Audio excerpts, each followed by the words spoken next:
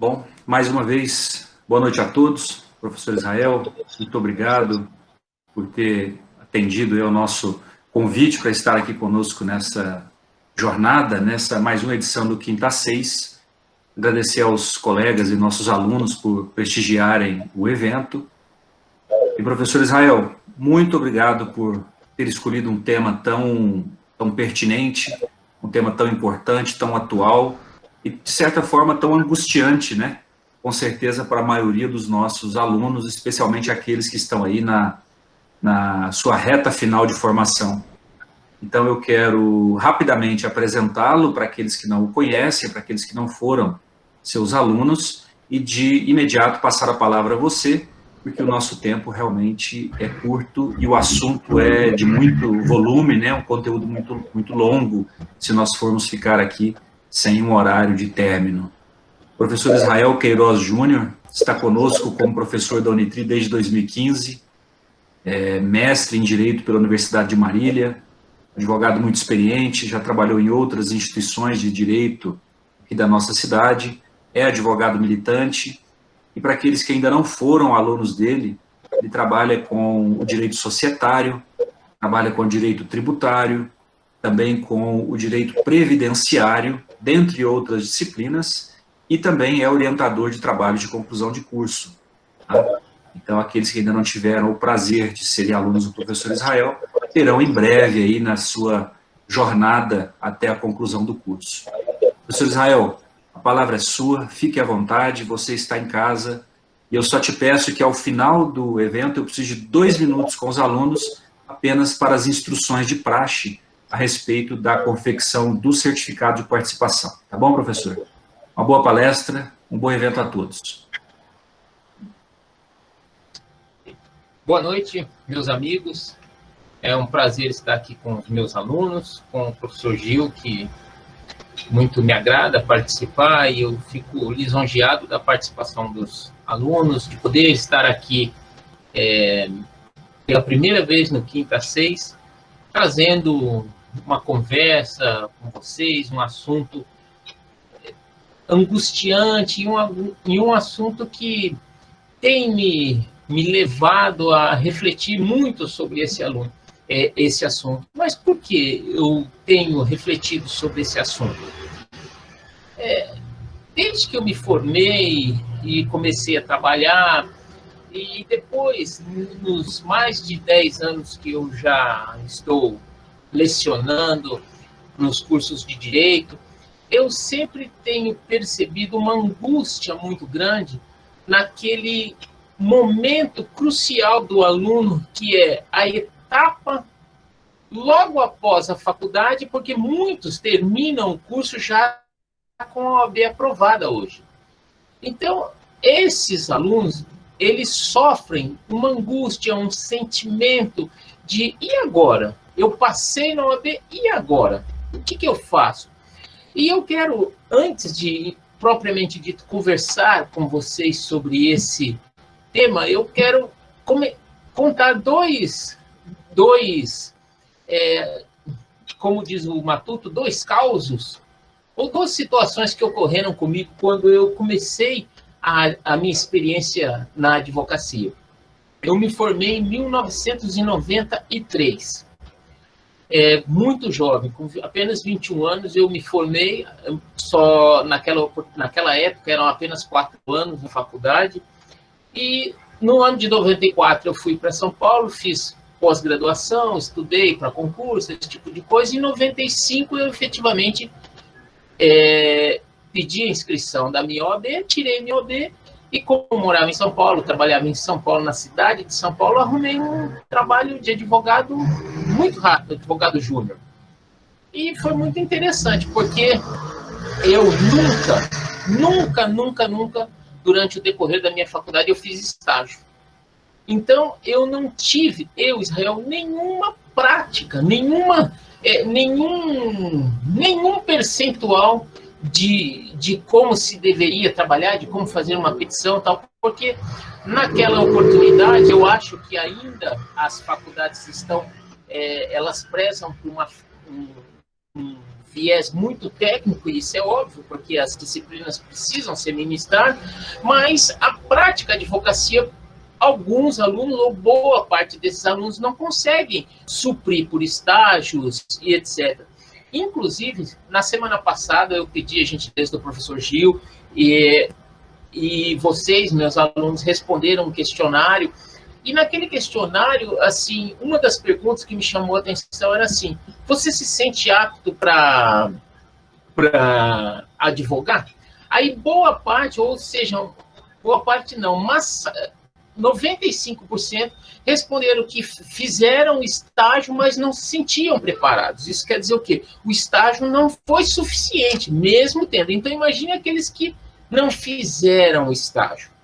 E aconteceu comigo lá em São Paulo, assim, eu comecei a trabalhar como advogado júnior num escritório de médio porte. E o dono do escritório era um juiz aposentado, mais alguns outros, 2 advogados, já muito experientes. E nos primeiros dias, e naquela época não tinha absolutamente nada eletrônico, todas as publicações ainda eram papeizinhos, e depois você pegava os papéis das publicações do processo e o advogado ou o estagiário ia até o fórum para verificar o que estava acontecendo. E eu lembro perfeitamente que eu trabalhava bem no centro da cidade de São Paulo, no viaduto do Chá, e aí o meu patrão, o advogado, o juiz da Podeste, falou: Israel, depois não, doutor, eu quero que você dê uma olhadinha nesse processo aqui. Me deu o papelzinho que tinha uma publicação de um processo de Carapicuíba.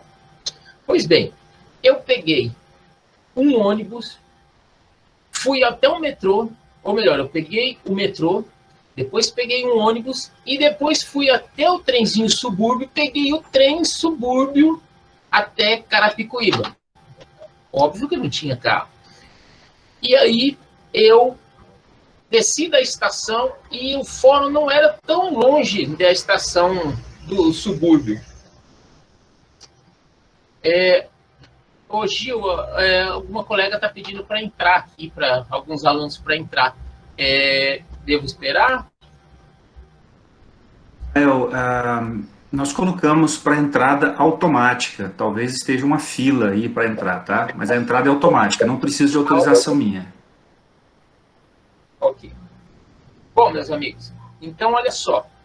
Eu cheguei lá, aí desci do trem e fui andando, era uma ladeira, subi assim, tipo 800 metros, 1 quilômetro, coisa nada demais. E aí, terno, gravata, eu tinha uma maleta 007, que até hoje eu ando, que só tinha a publicação dentro da maleta e uma caneta. Aí eu cheguei no balcão, pá, abri minha 007, advogado, né? Tirei a publicação e o menino cartorário veio e falou: pois não, doutor? E eu disse assim: eu quero ver esse processo aqui. Tá certo, doutor, só um segundo. Aí o menino deu uma volta, demorou alguns minutinhos e voltou e falou: doutor, esse processo está concluído. Falou assim para mim. Aí eu cruzei os braços e... tá bem. E fiquei ali esperando. E o menino saiu. Daqui a pouco ele vem: doutor, o processo está concluído, o senhor precisa de mais alguma coisa? E eu falei: não, porque eu não sabia o que era concluído. E aí, mas fiquei com aquela vergonha de perguntar pro garoto, porque era um estagiário, um menino, o que era concluído. E eu voltei para o escritório, desci a ladeira, peguei o subúrbio, peguei o metrô, peguei o trem, cheguei 5 e pouco da tarde no escritório com muito medo, porque eu tinha ido tão longe e não tinha trazido nenhuma informação do processo. Aí eu cheguei para o meu chefe assim, meio temeroso, falei: doutor, o processo está concluído. Aí ele falou assim: então tá bom, obrigado. Virou as costas e saiu.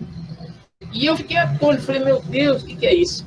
Aí eu tinha um estagiário de 3º ano lá no escritório. Eu cheguei para ele e falei: Luiz, o que é concluído? E ele me disse: concluído, Israel, é quando o processo está nas mãos do juiz para algum despacho. E, portanto, quando está concluído, você não tem acesso ao processo. E eu não sabia o que era isso. Embora fosse um advogado formado com a carteirinha da OAB. Dias depois, porque eu, embora fosse advogado, eu peticionava, não peticionava, eu mais fazia um papel de um estagiário, de ir no fórum, buscar, ver processo, aquelas coisas que hoje o estagiário faz. E aí, o que aconteceu? Eu fui, pediram para fazer uma petição de juntada. Rael, faz uma petição de juntada, uma juntada de uma diligência. Aí eu sentei no computador e, assim, eu estava fazendo curso de Word ainda, lá em São Paulo, porque eu arrumei o trabalho, eu trabalhava de dia e à noite eu ia no curso. E vejam bem, eu não sabia nem manejar um computador no Word. E eu não sabia que eu tinha que colocar excelentíssimo, senhor, doutor, juiz, tal, da tanta vara. Eu não sabia aquele biotipo da petição. Novamente, esse estagiário chegou e falou, não, é assim, ó. E aí ele me ensinou a fazer uma petição, o endereçamento, porque reparem a minha debilidade processual. Eu aprendi algumas coisas nesse dia, mas fiquei extremamente, assim, frustrado. Trabalhei aproximadamente 1 ano nesse escritório e depois eu fui... um ex-professor meu da faculdade me chamou para trabalhar com ele de volta na minha cidade natal, que era Marília. E eu fui para Marília, e esse meu professor era um cara muito rígido, muito rígido. E o escritório em franca ascensão, ele falou, é o seguinte, eu vou sair captar cliente, você e a outra colega aqui vão dar um murro e a gente vai ganhar o mundo. E eu falei, ok. Bom, a partir daí foram 18 anos, eu trabalhei 18 anos nesse escritório, que acabou crescendo assim de forma exponencial. Tem base em São Paulo, Rio de Janeiro, Jundiaí. Ele tinha, o escritório tinha até um avião com piloto e tal, tamanho que foi o crescimento. E esse crescimento gerou o quê?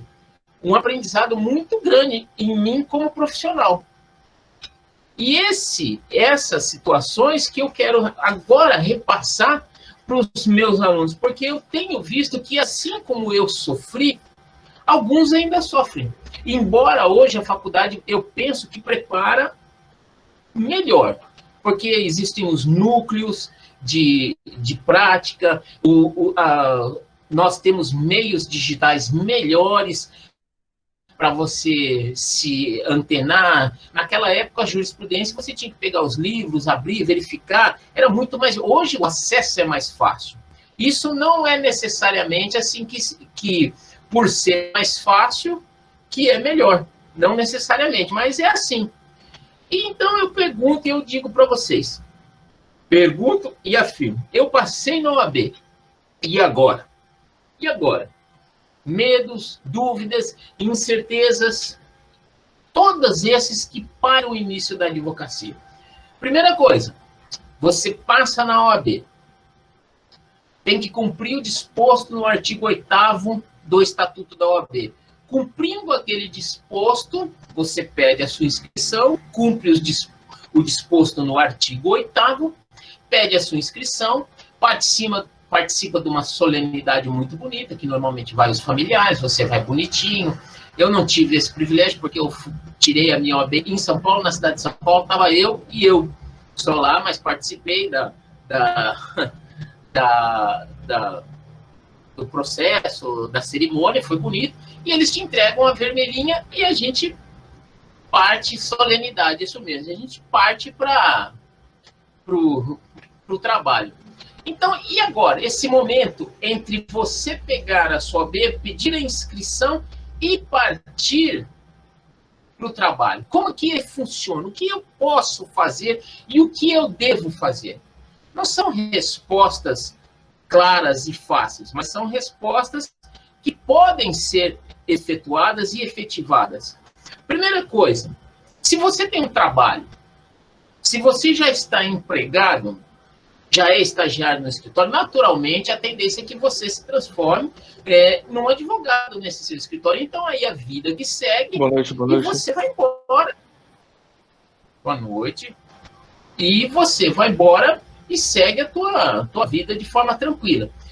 Quais são as vantagens de você ter um emprego? Bom, as vantagens, existem vantagens e desvantagens. A vantagem é você ter um salário fixo, primeira coisa. A segunda vantagem que eu penso é você poder, se você tiver humildade e sabedoria e paciência, você sugar todo o conhecimento dos mais velhos. Isso a juventude hoje tem uma certa dificuldade. Eu consegui entender isso muito rapidamente, que eu iria encostar, entre aspas, em alguém e sugaria tudo que aquela pessoa pudesse me ensinar. E nesse processo, é um processo doloroso, de um processo de você fazer uma peça inteira e ele vir e riscar e falar, essa não presta, faça outra. Era exatamente assim comigo. Mas por conta disso, aprendimento não existe, é óbvio, né? O aprendizado, ele funcionou para mim de uma forma importantíssima. E eu aprendi trabalhando assim, que não se pode ser médio. E eu sempre falo isso para os meus alunos. Médio não tem vez hoje. O médio não ganha nada. O médio vai ser sempre o médio. Nós precisamos ser melhores. Sempre melhores. Porque o médio, ele vai estagnar. E o mercado não quer o médio, ele quer o melhor. Então primeira coisa que nós, quando nos formamos, precisamos ter consciência de que precisamos fazer o melhor e não o médio. Sempre nos empenhar para fazer mais. Ok? Esse é o primeiro aspecto. Esse é o que nós precisamos fazer. Vocês que se formaram e estão num escritório têm que sugar tudo que puderem sugar. Aprendizado, conhecimento. Não se pode negar serviço nenhum. Nenhum. Fazer serviço de estagiário, arquivar, não importa. O que importa é que você, dia após dia, vai estar absorvendo isso. Mas temos um outro aspecto, e esse é o aspecto principal da minha pesquisa, do meu intuito. Eu quero me tornar um advogado liberal. Eu quero partir para uma advocacia liberal. Mas como que eu faço? O que eu devo fazer? Digo para vocês novamente que esse não é um tema que se esgota aqui, ele vai se esgotar aqui. É um tema que ele vai necessitar de outros,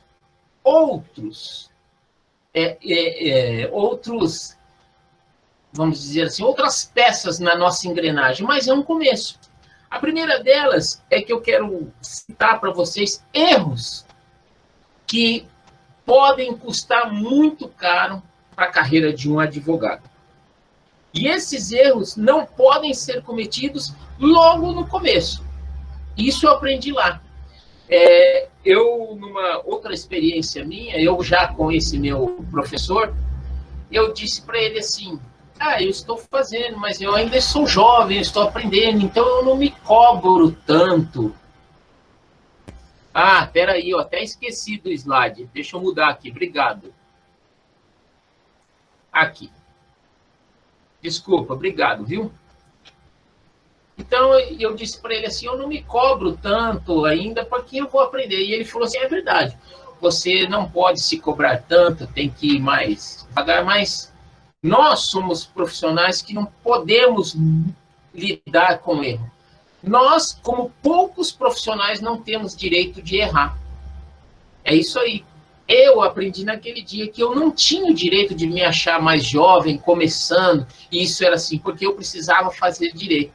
Porque o advogado não pode, ele não tem esse espaço para erro. Poucas profissões são tão cirúrgicas como a nossa. Nós não temos espaço para errar. Então, quando eu não atento para isso, eu posso cair em erros que pode custar muito caro para mim e para você. E aí no slide está assim, não traçar um plano de carreira. Eu e você precisamos traçar um plano. Você se formou, pegou a sua OAB, decidiu ser liberal, ok? E precisa traçar um plano de carreira. O primeiro plano de carreira que você precisa traçar, meus queridos, é aonde você vai atuar. Em que área do direito você vai atuar. Existem áreas de entrada, por assim dizer, na advocacia. Áreas que você pode começar a militar de antemão. Quais áreas que são? Juizados especiais, que normalmente são causas de menor complexidade, você pode atuar e aproveitar esse processo para aprender muitas coisas. Você pode militar no direito do consumidor, você pode fazer revisionais de ações previdenciárias e até mesmo buscar ações trabalhistas, que são portas de entrada para a advocacia. Todos os advogados que eu conheci da minha geração partiram para essas portas de entrada para depois precisarem e verem qual seria o viés de estudo da carreira. O importante é você ter um plano para a sua carreira. Agora, se você tem um plano específico, então você precisa investir nesse plano. E isso envolve em não se especializar. É necessário que o novo advogado se especialize. E o que é se especializar? Ele tem que buscar conhecimento. Então, olha, em nenhum momento nós paramos de estudar, porque saímos da faculdade, estudamos para a OAB, pegamos... Não tem nada, Luan, isso faz parte. Pegamos a nossa OAB, saímos para trabalhar e continuamos estudando, porque temos que pegar os casos, estudar os casos e nos especializar. Então, o estudo não termina. A faculdade terminou. Não, não terminou. A faculdade ainda continua, o estudo continua. As áreas específicas precisam de especialistas. Esse é o nome. Aí você tem duas opções. Você faz a especialização lato sensu, que são as pós-graduações que nós conhecemos. E aí você se especializa na área que você tem traçado para o seu direito. Ao se especializar, você faz uma especialização que nós chamamos lato sensu. Essa especialização ela é focada para a sua profissão, para aquela modalidade do direito. Porque alguns falam assim, não, eu quero fazer mestrado, eu quero fazer doutorado. Pensem comigo. O mestrado e o doutorado, eles não são pós-graduações lato sensu, eles são stricto sensu. Isso quer dizer o quê? No mestrado e no doutorado, a pós-graduação, ela tem um viés mais para pesquisa, ensino, magistério. Então, repare, se você quer partir para a área do trabalho, especificamente focar no seu trabalho, você precisa fazer uma pós-graduação lato sensu. Agora, se você quer dar aula, se você quer ser pesquisador, doutor, etc., o que você tem que fazer? Aí sim você tem que fazer uma pós stricto sensu, mas nunca parando de estudar. Um outro aspecto do novo advogado que ele não pode errar, qual que é? Não prestar atendimento de qualidade. Quando nós nos formamos, o atendimento, o lidar com a pessoa é por deveras importante. Nós temos pessoas de todos os temperamentos, as nuances, e um advogado, ele se torna muitas vezes um psicólogo.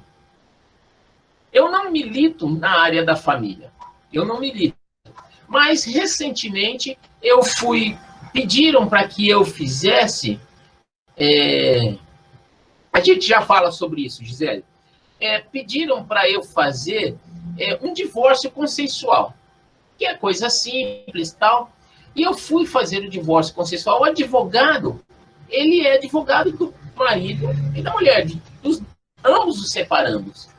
E o que acontece? A mulher me ligou porque ela estava muito aflita. Porque ela achou na cabeça dela que quando o marido dela me procurou, eu seria advogado dele. Que a balança iria pender para o lado dele e ela iria ficar, vamos dizer assim, com medo, porque ela não estava segura. O que coube a mim? Explicar a ela, conversar com ela, porque, na verdade, ela só queria o quê? Conversar. Ela queria que, naquele momento, se sentisse segura. E o atendimento do advogado precisa ser igual ao médico. Quando você senta na cadeira do médico, se o médico não te passa segurança, você fica louco. Concorda? Uma vez, olha só o que me aconteceu. Eu fui no médico porque eu tinha uma ferida que estava me machucando bem aqui na virilha, na coxa. Negócio assim, tipo sei lá, aquele negócio que a gente espreme, eu não lembro o nome daquilo. E aí eu cheguei pro meu médico, olhou assim para mim. Furúnculo, assim, furúnculo. Um furúnculo, é isso mesmo, um furúnculo. E ele falou assim, furúnculo. E ele falou assim para mim, e agora?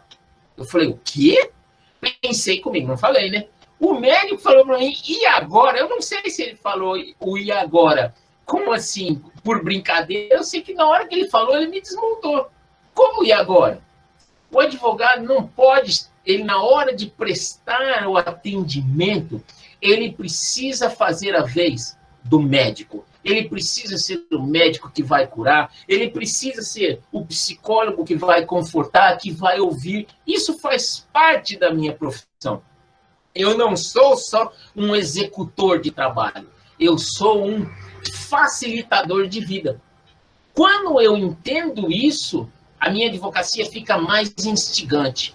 E eu cativo esse cliente para o resto da minha vida. Eu tenho clientes que me acompanham há 25 anos, que é praticamente todo o meu tempo de formado. Porque nós criamos um vínculo assim como você cria vínculo com médicos. Não é verdade?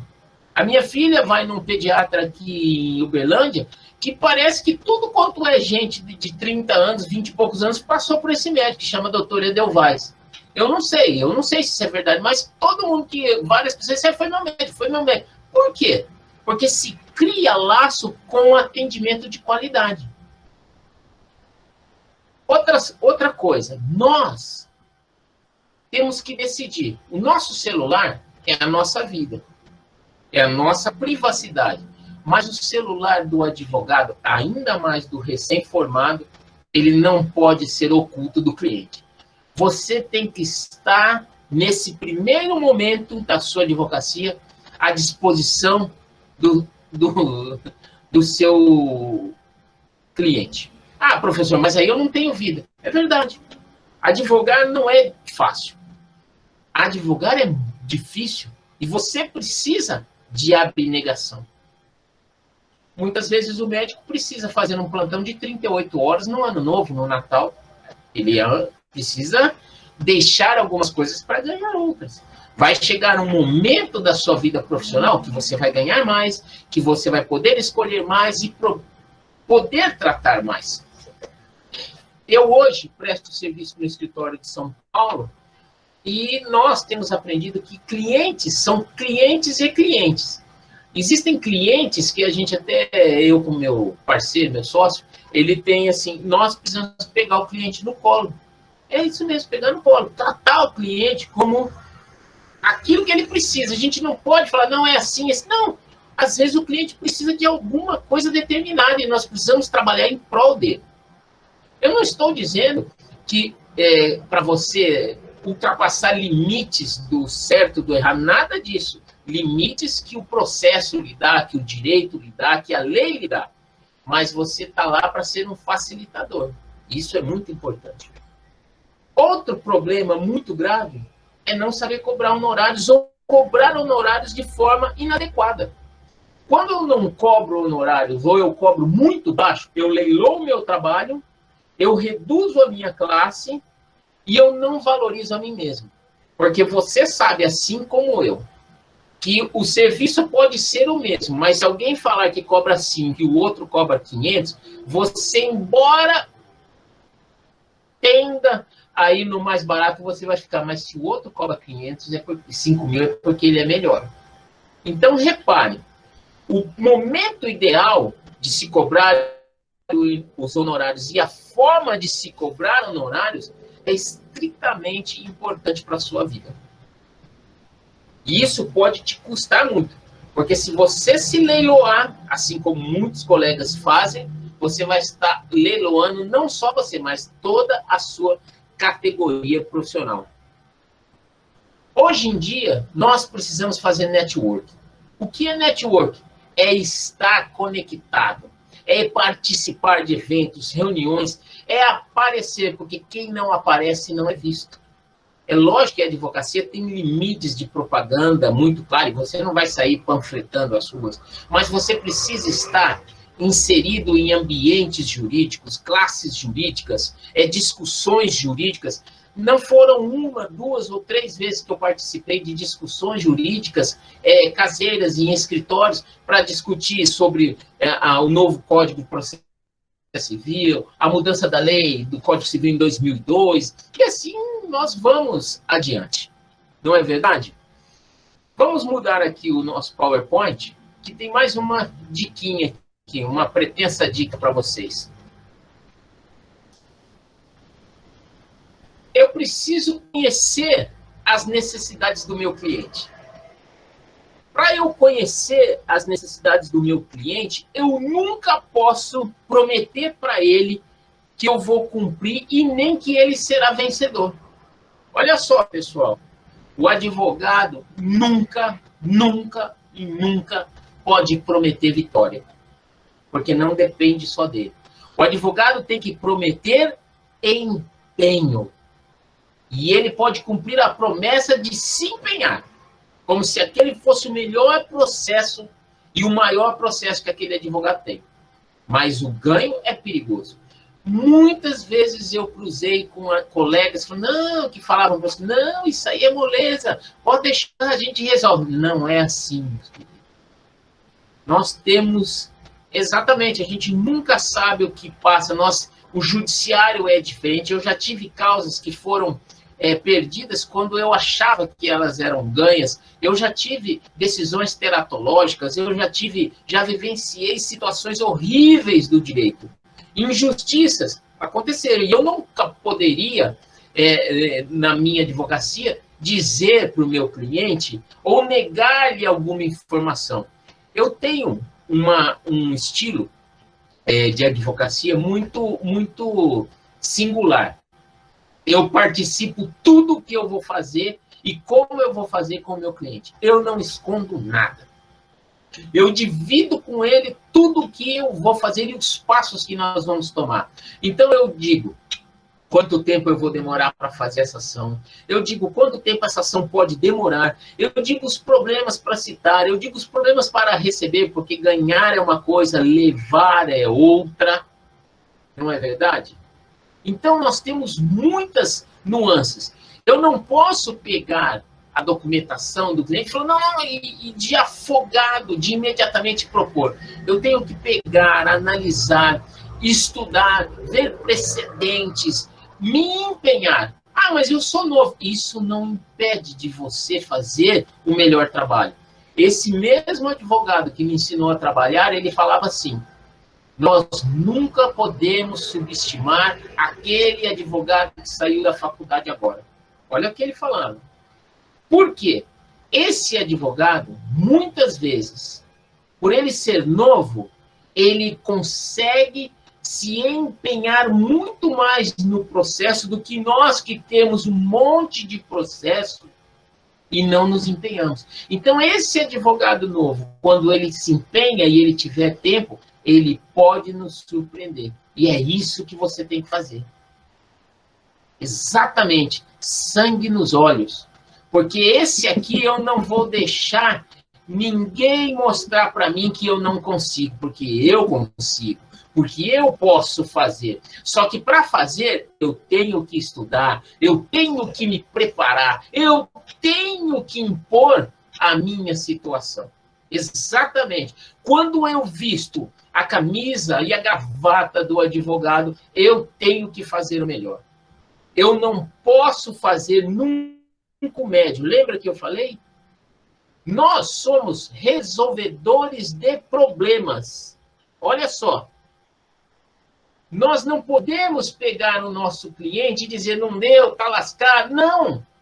Você pode participar toda a situação daquele processo e deve participar com o cliente, mas dizendo para ele, olha, eu vou te dar isso, eu vou te dar conforto, eu vou te dar tempo, eu vou te dar prazo, eu vou te dar empenho, para que ele possa respirar. Porque nós somos o quê? Resolvedores de problemas. Mais uma dica. O advogado precisa ter tempo, tem que ter local de trabalho e tem que ter rotina. Nós não podemos acordar às 10 da manhã, trabalhar após o meio-dia e fechar às 6. Não, pessoal, não. Nós temos que ter rotina.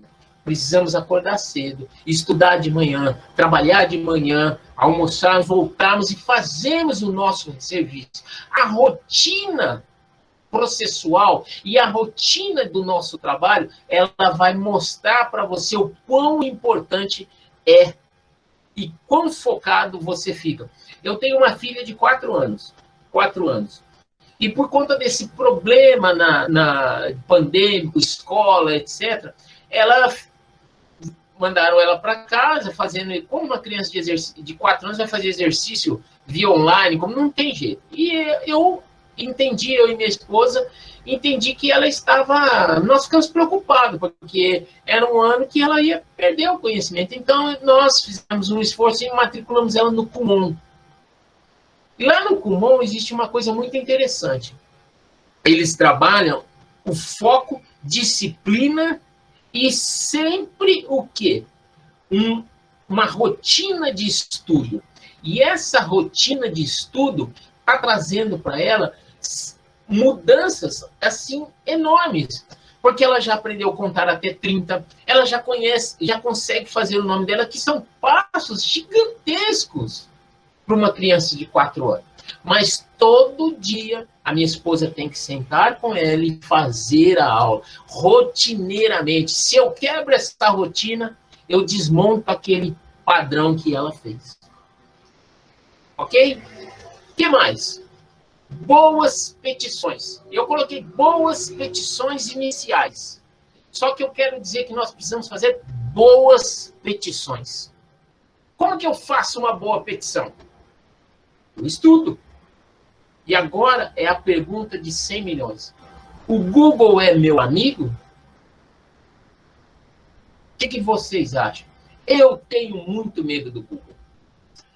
Eu acho que o Google pode ser uma ferramenta muito boa, mas ele não é você. Quando eu digo que ele não é você, eu tenho visto muitos colegas, porque eu me tornei assim eu corrijo muitas peças. Eu trabalho em processos em qualidade, em escritórios para acertar a qualidade, então eu estou muito familiarizado a isso. E o que acontece é que existem muitas pessoas que se apoiam inteiramente no que o Google ensina para eles. E isso é um problema muito sério. O Google traz uma peça e eles falam, essa é a peça. E muitos colegas sequer verificam os artigos que estão lá. Olha só, pensem comigo. Recentemente, eu fiz 2 ações aqui em Uberlândia. Eu não tenho ações aqui, eu tenho 1, 2, mas eu fiz 2 açõezinhas no Juizado Especial Civil aqui de Uberlândia, porque minha sogra teve 2 problemas seguidos com a Algar. Problemas telefônicos, cobrança, indevidos, essas coisas. Pois bem, eu entrei com uma ação de obrigação de fazer, uma ação declaratória de fazer combinada com multa combinatória em caso de descumprimento. Pois bem, e entrei com uma outra ação de reparação de dano material, porque minha sogra pagou algo que não deveria ter pago. Então, eles teriam que devolver o dinheiro. Ok? Olha só. As 2 ações vieram contestadas pela equipe iguaizinhas. Iguaizinhas. Isso quer dizer o quê? O advogado que fez aquela peça, ele trocou o nome, colocou o nome da minha sogra e mandou. Por quê? As 2 ações contestavam dano moral material e tutela antecipada. Eu não pedi dano moral, eu não pedi tutela antecipada em nenhuma das duas ações. E eu pedi dano material em apenas uma. Isso quer dizer o quê? Esses advogados, eles estavam contestando até coisas que a gente não pediu. Por que será? Porque o Google disse para eles que era assim e eles fizeram copia e cola. Esse é o medo que eu tenho de trabalhar dessa maneira. Esse é o medo que eu sempre falo para meus colegas, não ache que isso é solução. Porque às vezes o advogado não fala, não, você está aqui, o Google vai me ajudar. Ele vai te ajudar, mas ele não é você. Você que vai pensar. Você que vai montar o seu aspecto processual. A sua petição, ela precisa ser relevante. O que é uma petição relevante? Petição relevante é aquela que você olha, é aquela que o juiz olha e ele fala assim, olha, esse advogado aqui, o Israel, eu não posso despachar sem ler essa petição. Porque esse escritório, esse logo aqui, me remete a um trabalho de qualidade. Pessoal, quando você chegar num momento desse que o juiz precisa, sabe quem é você e precisa ler a sua petição, é que você está no caminho certo. Você precisa mostrar, precisa delinear o seu trabalho por meio de boas petições, por meio de boa qualidade processual. Ok? Essa é fazer uma peça. É você constituir uma peça. Prepare-se para suas audiências. Quando eu tiver que fazer uma audiência, eu preciso criar um roteiro. Eu preciso ser amistoso. Eu preciso ser cordial. E eu preciso aprender e entender que o meu ex-adverso e a outra parte nunca será o meu inimigo. Porque existem muitos colegas que transferem o problema do seu cliente para o lado pessoal e ficam com raiva do outro advogado, da outra parte. E não é assim que o profissional se porta. Eu não tenho nada a ver com a vida do devedor. Eu só quero resolver a vida do meu cliente. Eu não faço julgamento, eu não delineio a nuance de ninguém. E nem acho que o advogado da outra parte quer tal coisa. Ok? Eu não ataco ninguém, porque eu não preciso disso. Eu ataco a legislação. Normalmente, quem parte para uma animosidade é porque não tem o quê? Conhecimento, não tem firmeza dos atos. Celular desligado, roupa alinhada, respeite as decisões do juiz, mesmo que você não concorde com elas. Ah, eu não concordo. Ok, você tem um momento e a possibilidade correta de se fazer o recurso.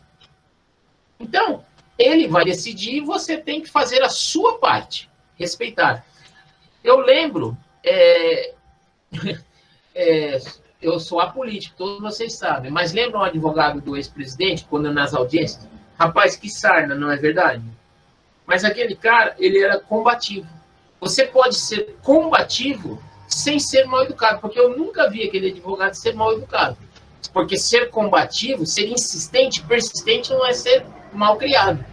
E eu achava muito interessante a forma, porque eu conseguia olhar o lado do cliente dele. E é isso que importa para o advogado. O advogado não faz julgamento. O advogado ajuda a sanar problemas. Exato. Ser pacífico nunca vai ser passivo. Nós não podemos e nem precisamos nos impor de outra maneira. Outra coisa. Nós precisamos aprender a dividir para conquistar, para aumentar, para somar. Divida, que você vai conquistar mais. Todos vocês também precisam ter mentores. Gente, ninguém é sozinho nesse mundo. Se eu não tenho um mentor, se eu não tenho alguém para me ajudar, é o Google que vai me ajudar. E é aí que você vai cair. É aí que você vai errar. Só que se você errar, se vocês errarem, o prejuízo pode ser muito grande para nós. Então, olha, tomem cuidado. Não tenham pessoas para lhes ajudar. Procurem ajuda. Procurem o estudo diário. Façam algo sempre com conhecimento. Não façam algo que vocês não têm conhecimento 100%. Primeiro que se preparem para depois integrar um polo. Eu recentemente fiz uma ação que se chama Ação de Exigir Contas. Essa é uma ação interessante, porque ela é bifásica. O que é uma ação bifásica? Existem 2 momentos de decisões. A primeira decisão que o juiz dá é se a pessoa tem ou não que prestar contas. E a segunda decisão é se essas contas que ele prestou estão corretas ou não. E reparem, são 2 momentos. Só que o primeiro momento, a primeira decisão, ela não põe fim ao processo. Então, ela não pode ser apelável. Ela tem que ser agravada. É muito comum os colegas apelarem da primeira decisão ou virem com embargos declaratórios querendo que o juiz fixe honorários aqui nessa parte se o processo não terminou. Pô, professor, mas você falando isso é muito mole. É, mas até hoje eu trombo com colegas que fazem isso.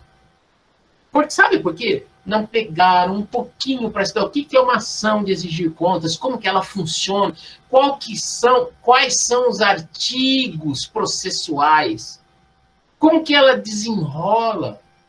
Mas eu vai lá no Google, cola e copia. Aí é o erro. Ok? O que mais que nós podemos falar aqui? Vamos partir aqui. Olha só. O advogado do futuro, ele traça novas competências hoje. Primeira coisa, automação jurídica. Compliance, legal design, são sinônimos e situações da advocacia do futuro, que todos nós precisamos ter e nos preparar. Se eu não me preparo, eu caio nessas ciladas. Olha só, meus amigos, como o professor Gil falou, isso seria um assunto para falarmos muito tempo. Porque existem muitas dúvidas, muitos problemas, muitas indagações e muitas respostas que podem ser dadas. E como eu disse para vocês, esse é um assunto que tem, assim, me preocupado com a qualidade dos advogados, como eles saem, como que eles podem desenvolver. E por conta disso, eu comecei fazendo um estudo e eu criei recentemente, eu acabei de criar um Instagram, que é esse Instagram que está aqui na tela, ó, Dominando a Advocacia. O que eu quero fazer com isso? Eu quero, nesse Instagram, trocar ideias, responder, avaliar os medos, incertezas, dúvidas, para que nós, juntos, possamos criar novos profissionais melhores, mais capacitados e menos temerosos, menos que errem menos ou que não errem. Mas eu não estou me colocando numa posição de, nossa, ele é... Não, eu não sou. Mas eu posso ajudar a outros serem bem melhor do que eu supostamente possa ser ou possa parecer ser. Então, eu faço um convite para vocês. Eu acabei de fazer aquele Dominando a Advocacia.